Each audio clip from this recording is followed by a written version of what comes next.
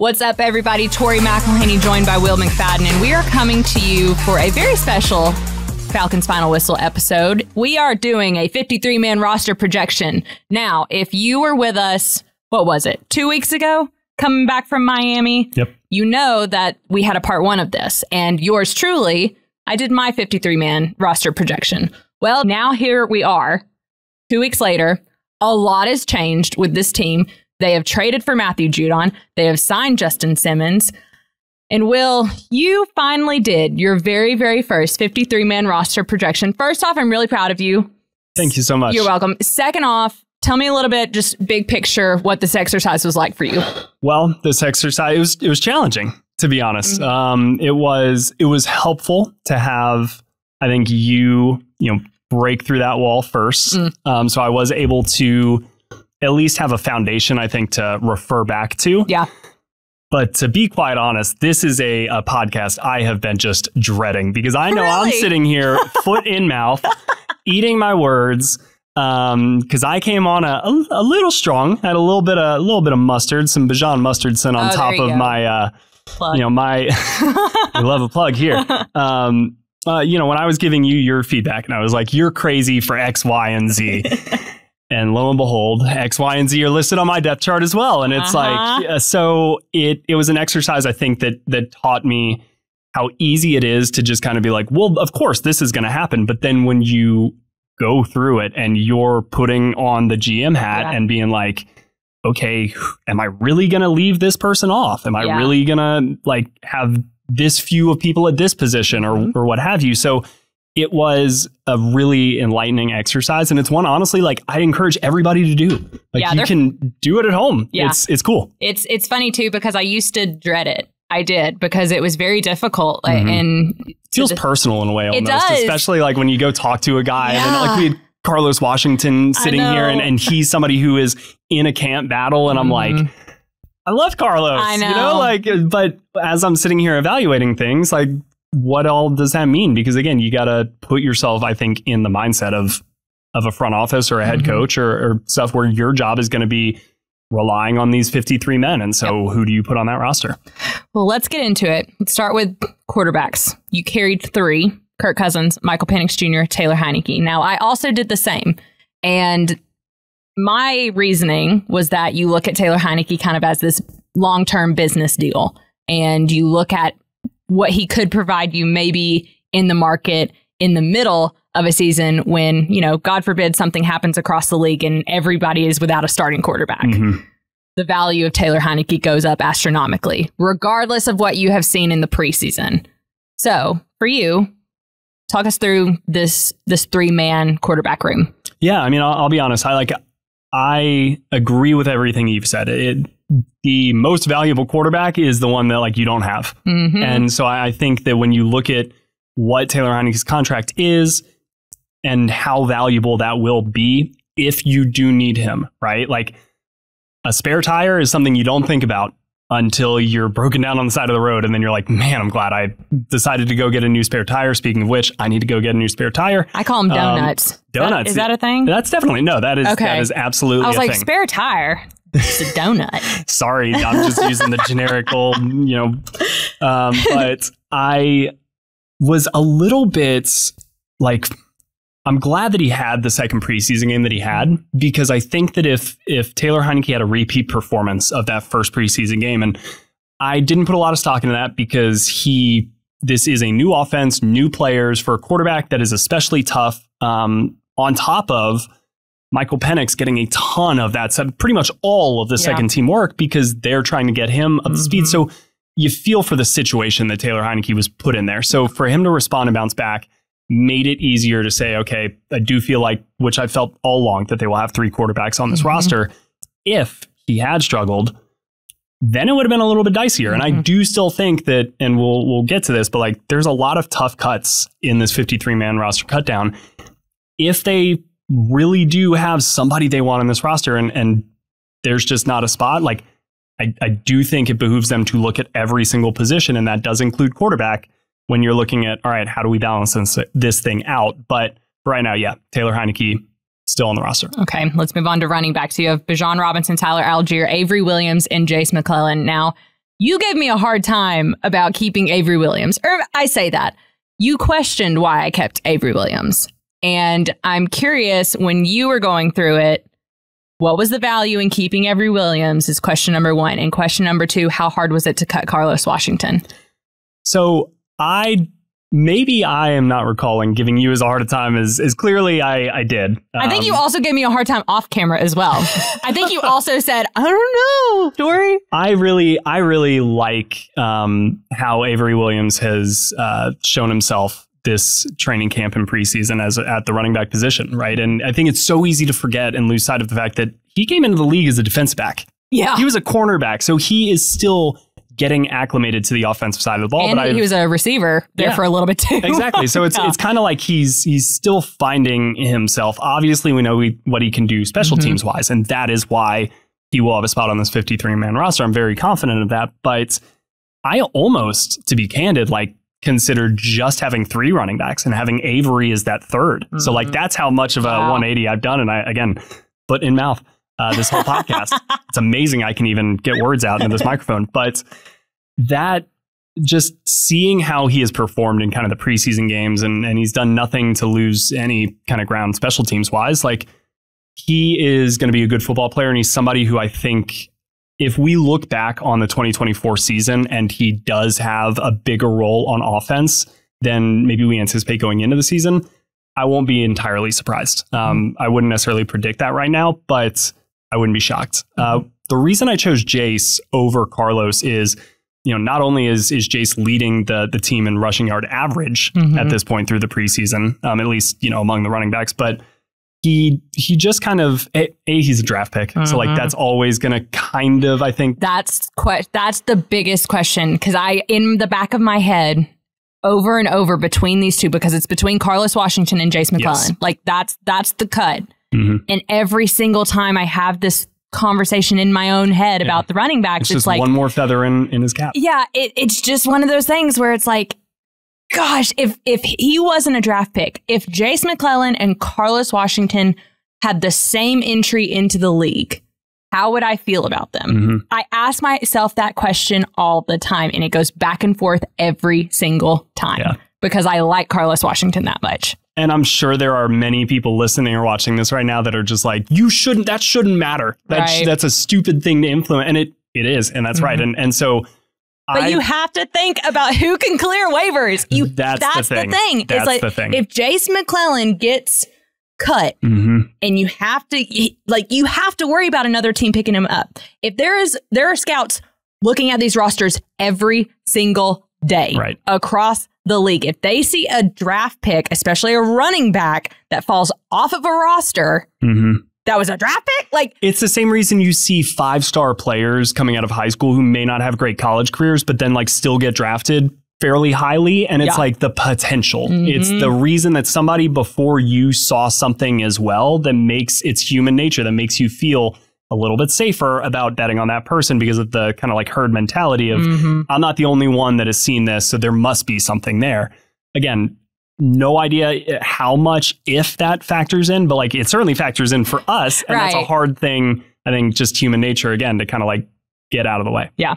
Let's move on to wide receivers. And this is where it's really interesting, because if y'all listen to our very first podcast where I did my 53-man roster projection, because of the nature of where we were in camp, and because they had just lost Rondale Moore to the knee injury, he had just gone on IR, at that point in time, I felt like there was no one of this group of receivers that was stepping up and extending themselves. You had a reserved placard on one of the seats, but it was empty. It was empty. Yeah. So I ended up only carrying 5 receivers. And I'm glad that you have 6, because I think it's indicative of what's happened the last 2 weeks. So tell us a little bit about who that 6th receiver is, because you have Drake London, Darnell Mooney, Ray McLeod, Kadarrell Hodge, Casey Washington, which I think we can lock in. Yep. But who's number 6 for you? Chris Blair. I mean, it's got to be. So he's 3rd in the NFL in receiving yards in the preseason, but he's only 3rd by 3 yards. So there are 2 players tied, I think, with 139, and he has 136. Okay. Obviously, at 91 yards in this past game, and he's doing it in a variety of ways. First game, he catches that really nice one down the sideline, but then we're seeing him run some of these over routes. We're seeing him catch some passes underneath and continue to get yards after the catch. Yep. is doing a little bit of everything. And it was funny, when I was doing this exercise, I went and actually pulled up the Los Angeles Rams 53-man rosters, their initial 53-man rosters from the last 3 seasons, because new offense, right? That's obviously where it has some of its roots, but transitioning from Arthur Smith's offense to Zach Robinson's offense, like there's going to be some changes. What once was when it came to the 53-man roster may be totally different. So that's kind of why I looked, and also why I was, when I saw 5, even though I understood your reasoning, I was like, I feel like there's no way they carry only 5 receivers. Right. They've got to carry more. And it's honestly, Chris Blair has kind of made it easy. Like he has just stood out in really every way. He stood out again in today's scrimmage. Like he's developing a rapport with Michael Penix, but he's also kind of making those plays when he does have any opportunity with the other quarterback. So it just seems like he's a nice, comfortable security blanket for these guys. He is where he's supposed to be at the right time. Yep. He has good hands. Very reliable. Yes. And Raheem likes to talk about clones. And I was trying to be like, okay, so as we're going through these cut downs, and role clarity is such a big part of this for the whole staff, like who is Chris Blair a clone of? It's not Drake London, because I don't know if there is a clone of Drake London. It's not Ray McLeod. It's like Kadarius Hodge. They're both 6'2", around 200 pounds.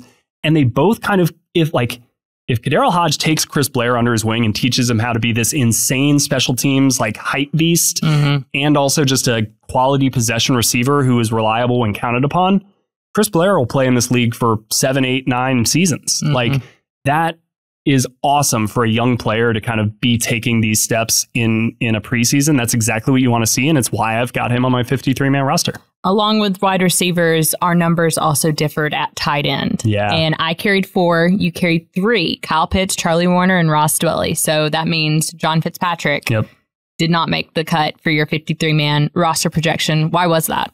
Yeah, I felt really bad about this. And honestly, personally, I felt horrible. Former Bulldog, all that stuff. It was tough. When I was looking at the snap counts for the second preseason game, obviously, Falcons kind of made headlines around the league for decisions to sit out a large number of players, specifically though Michael Penix with kind of those national headlines. And so it was more about like, all right, who didn't they sit out to me? Because I think that if you sat out, it makes me feel pretty good about your chances to get on this roster. And so when you looked at who was sitting out, Kyle Pitts, obviously, but Charlie Warner and Ross Dwelley, the other 2 tight ends, John Fitzpatrick played the second most offensive snaps of anybody in that second preseason game, behind Javon Gwynn, who played every single snap, splitting time between center and guard. So that kind of spoke to me a little bit. And then in watching some of the tape back, like, I don't know if he's had the best preseason. Like, I just don't know if he has, like, a lot of the stuff that I was talking about, Charlie Warner in the scrimmage, doing the little things, handling them at a high level, and just kind of generally like playing your role. That is such a big thing for a tight end. And it's not like he's not doing that, but it's just, you've got 2 other guys in Warner and Dwelley who are doing that at almost every single play. And then Kyle Pitts obviously is Kyle Pitts. Yeah. So again, it had less to do, I think, with John Fitzpatrick and a little bit more to do with some of the other players who are right on this cut line. And as I was trying to factor and balance stuff, it was like, all right, well, I've been more impressed with this other guy than I have here. So if I've got to make a decision, that's the decision to be made. Yeah, and I think that's fair. And something that I'll challenge you on, because this is what we're doing here, is with, you were talking about the preseason and how many reps John Fitzpatrick got in the preseason. And I think we're so used to Arthur Smith carrying 8 tight ends, for better or for worse, that I think people forget there aren't that many tight ends on the 90-man roster by nature, by design, because of the offensive scheme that they're wanting to run.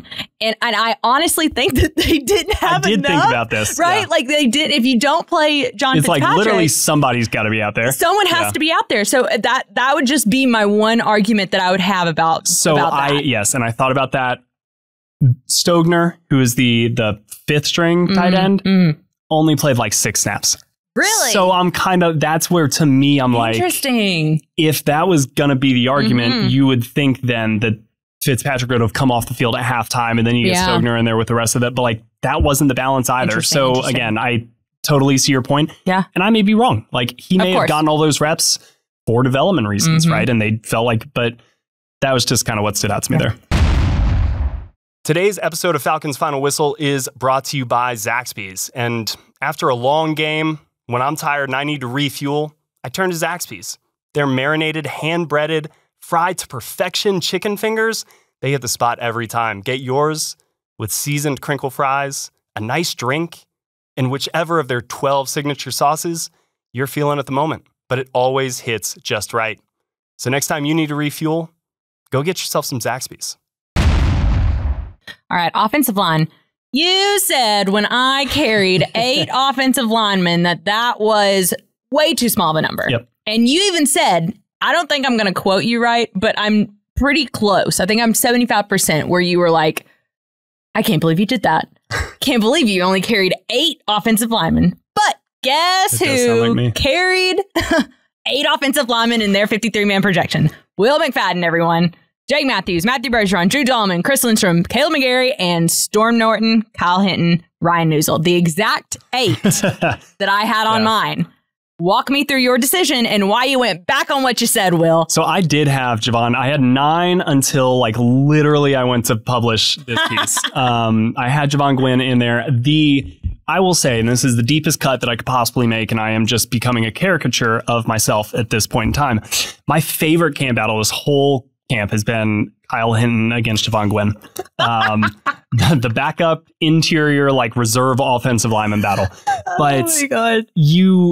It honestly has helped me appreciate the coaching that this offensive line has, starting with Dwayne Ledford, but their ability to just like communicate, pass things off, the fact that you've got Kyle Hinton, Ryan Newsel, and Javon Gwynn right next to each other for pretty much that first half in Baltimore against, this is Baltimore's defensive line. So even though it's the reserves, like they have a very high standard in that organization for defensive line play.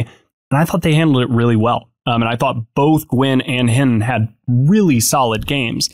I like the fact that Javon Gwynn has the center guard inside versatility, but I do think he's a little bit boxed out by Newsel and then boxed out by Hinton. And so, again, as I was looking at the balance of the whole roster, I tried really hard to get Javon Gwynn kind of in there on that 9th spot because I think he's earned it. I think he deserves for his play to be rewarded in that way. But then you're like, another big factor is practice squad eligibility. I don't think Kyle Hinton has any more practice squad eligibility. And I do believe Javon Gwynn going into his second year, like he's still eligible for that. So again, who makes your 53, who makes your practice squad? So like, these are all calculations that I was going through, but based on play alone, like Javon Gwynn's impressed me. Kyle Hinton has impressed me. It's not been perfect for either guy throughout training camp or the preseason, but it never is. And so like that was maybe my toughest cut. But again, it's like him or Chris Blair or him or Jason McClellan. It's like, how am I going to balance all of this out? And that's going to be our very next position group. I'm sure you'll have some more things to say about that, but I'm just coming with the sass today, Will. Which I love. Again, I'm sitting here just you carried how many crows do you have for me to eat today? a lot of them. You carried 8 defensive linemen. Yep. And you said 2 weeks ago, Tori, you carried 8 defensive linemen, and that may be too many. And I said then, I was like, I can't keep these guys off the roster. No. I can't do it. I've said it many a times since we recorded that podcast. So how did I convince you?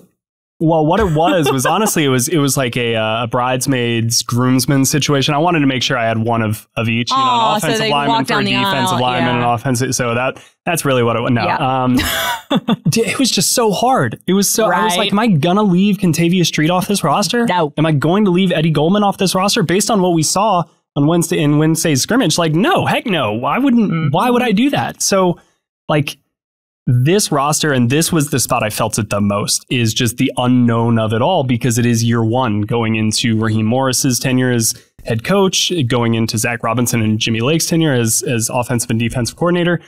And that is both like makes this part complicated, but it should also really benefit, I think, this team early on in the season, is that unknown element of you kind of don't know what our identity is going to be yet. The coaching staff has kind of also said, we want that identity to develop itself out there on the field.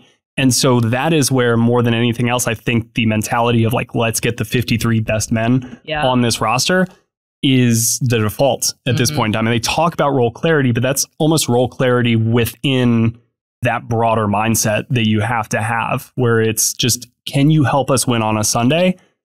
Yeah. Like all of these defensive linemen, all 8 of them, I feel very good about having to help win on a Sunday.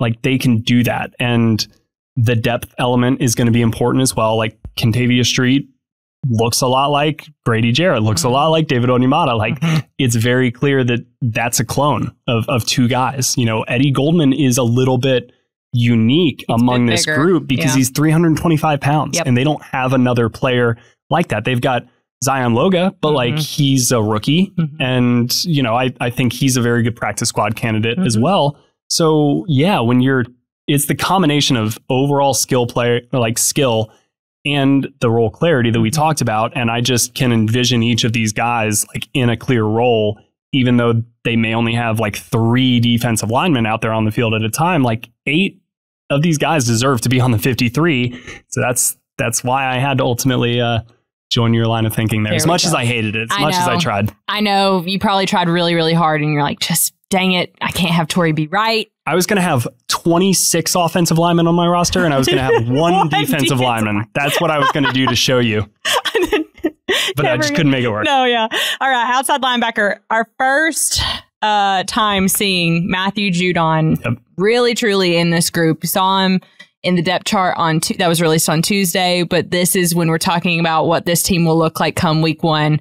Matthew Judon leading this group and leading this position. That's what we're going to see. You have 4 outside linebackers. You have Matthew Judon, Lorenzo Carter, Arnold Ebiketie, and James Smith-Williams. I know that I feel like this was maybe an easy decision for you. But when you think about guys like Damone Harris, guys like D'Angelo Malone, who, let's be honest, they've worked really hard in this preseason and they've shown us some good things, especially Damone Harris. How tough was this room to keep at 4 and kind of look and see like, dang, you know? It's the flip side of the coin with those 8 defensive linemen, right? Because if you're gonna maybe loop, like think about corners and safeties, right? Some teams will just be like, here's our 10 defensive backs. And it's up to whoever to sort out how they're gonna play those. Some define them as corners and safeties. So this could have very easily just been like, here's 12 guys for the front 7 or that front kind of 5. But because of the play of the defensive line and keeping those numbers there, and honestly, when we're talking about kind of like pass rush and where is that coming from, I like some of the interior guys and the chops that they bring as pass rushers, Kentavia Street included in that mix, maybe more than I like James Smith-Williams' potential as a pass rusher, right? So I think the guys that you have at outside linebacker, including the addition of Matthew Judon, like they're actually going to be pretty excellent, I think, at setting the edge and defending against the run. And so I think you can almost... James Smith-Williams specifically. Yeah, and Matthew Judon as well. Like basically Arnold Ebiketie, I think, is your one kind of pure hair on fire off the edge pass rusher. But Damone Harris has had moments against the run. Like D'Angelo Malone, though, is probably the guy... And we may get to this at the very end, but like he could be like, man, 54. I know. For me on this roster. Like the way he has played in special teams, we're talking about a former draft pick. So again, everything we said about draft picks, like factor that over here. But like he has just done everything I feel like he needs to make this roster. And again, as you just look at the 53 puzzle pieces that you got to put together, that makes the picture. And now there's one puzzle piece kind of like left out that you don't know what to do with. And I hate that. But again, yeah, like the Matthew Judon coming in bumped everybody down the list a little bit. And so Damone Harris, D'Angelo Malone, like they may be the guys on the outside looking in, even though I think that they've both had, again, great training camps. Yeah. Inside linebacker, I feel like, do you even need to talk about it? Caden Ellis, Troy Anderson, Nate Lamon, JD Bertrand. I feel like, what is there left to say? This has been the group from day one. Those guys are good at football. They are. Yeah. That's all I have to say about that. I have nothing else to add. All right, cornerback, you have AJ Terrell, Mike Hughes, D. Alford, Clark Phillips III, Kevin King, Antonio Hamilton Sr., the same group that I had 2 weeks ago. Does this group also feel pretty set in the same way? It does. I'm trying to think about what to make of kind of the Anthony Johnson, Natrone Brooks of it all. Yeah. Because especially right, like Natrone. you were very high on Anthony Johnson going into the last game. He didn't have a great game. Yeah. On the flip side, Natrone Brooks probably was like the player of the game. So Natrone Brooks is somebody who has been around. And so this isn't the first training camp. You know, this isn't like he's not new to this. The coaches aren't necessarily new to him. And so what do they make of all of that? On the flip side, you've got like Antonio Hamilton and Kevin King, who are both older, but like also a little bit, you know, with Kevin, it's a little bit of a reclamation because he's just been away from the field for 2 years. With Antonio, you've got a guy who has played a lot of football already, but really kind of popped last year, late in his career almost.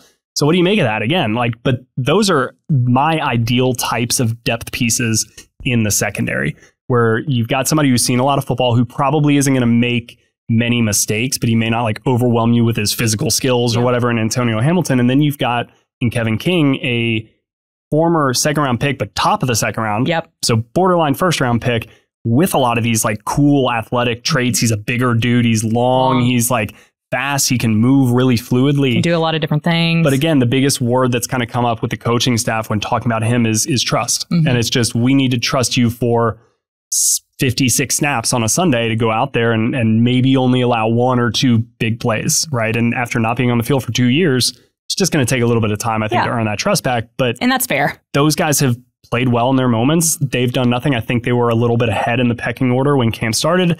And because nobody has in the secondary really like dropped the ball on this, like that's just how I see it shaking out. Yeah, I do too. Safety, Jesse Bates III, Justin Simmons, there he is, Richie Grant, and DeMarco Helms. Talk me through this safety position, because I know the last time we chatted about a 53-man roster projection, at the time, didn't have Justin Simmons.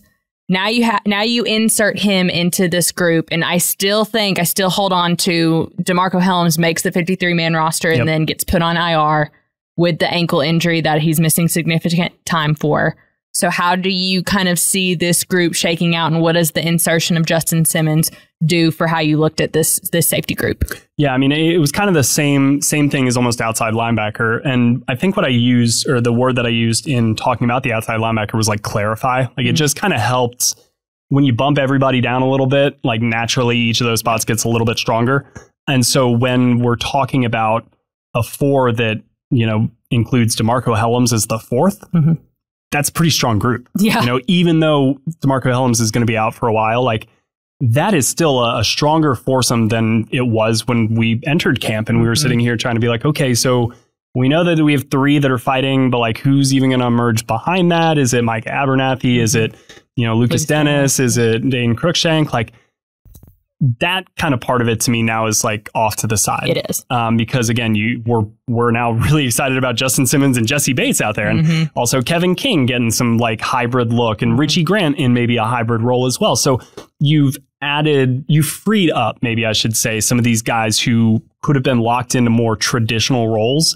Now you've got some awesome players in these freelance roles a little bit more. So it like, I don't know if there was a player, and this is like, I know everybody's high on Mike Abernathy and he's played well. And I know like Dane Cruikshank had a really good first game against Miami, and Lucas Dennis had an interception out there today in the scrimmage. It's like they're doing great things, but to me, they never popped in the way that I think to some other people they did. So it wasn't the hardest decision, I think, to make for me to just kind of say, okay, like you're going to be your 4. Now the question becomes, if and when they place Helms on injured reserve, how do they use that freed up spot? And that I think will depend a little bit on how long exactly Helms is out, which we don't know at this point in time, whatever significant means.